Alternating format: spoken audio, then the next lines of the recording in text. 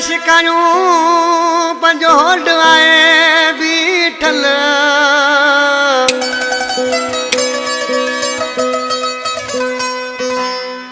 वडेरो गफूर मलू जो पवर हर कंहिंजो आहे ॾिठल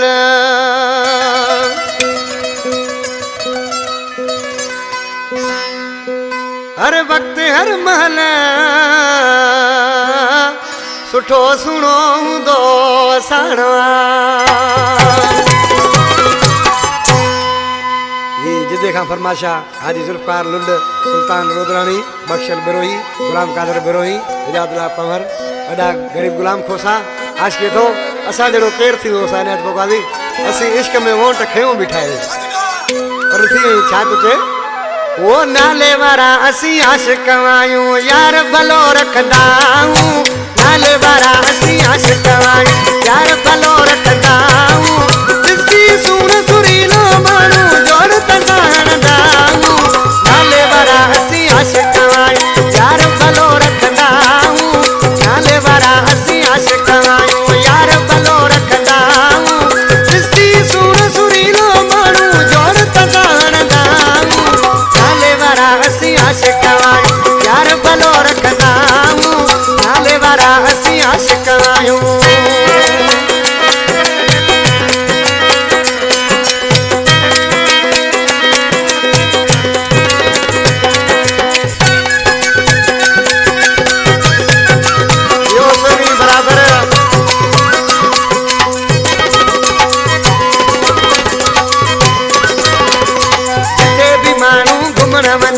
जोड़ी सा मज़ो हूंदो जिथे भी माण्हू घुमण वञे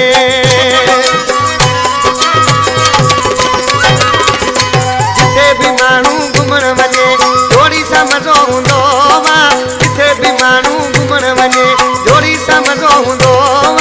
जेको जीउ चवे असांखे माण्हू उहो खणंदा आहियूं नाले वारा असीं आशिक आहियूं यार भलो रखंदा आहियूं नाले वारा असीं आशिक यार भलो रखंदा आहियूं ॾिसी सुण सुरीलो भलो जोड़ तंदा रखंदा आहियूं नाले वारा असीं आशिक आहियूं यार भलो रखंदा आहियूं नाले वारा असीं आशिक आहियूं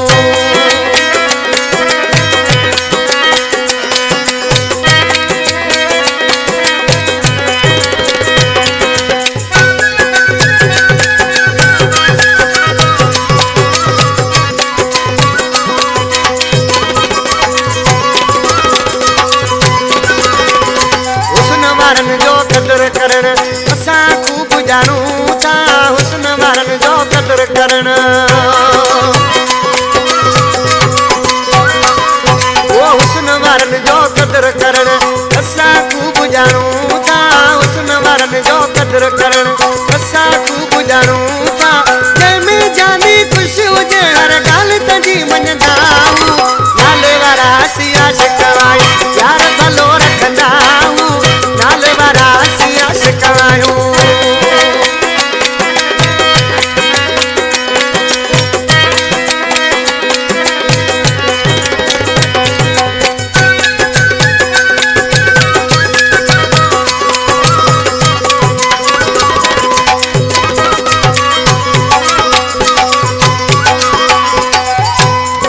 मेरे सन छोटा आज के नाले यार मिसरा में छा थो थिए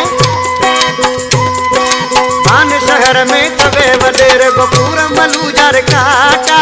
आन शहर में तवे वडेरो आन शहर में तवे वडेरो गफूर मलू जर काटा आन शहर में तवे वडेरो गफूर मलू जर काटा तेरी रुगो बस राज़ी हुजने कर सदे न पवर ॾिसंदा आहियूं नाले वारा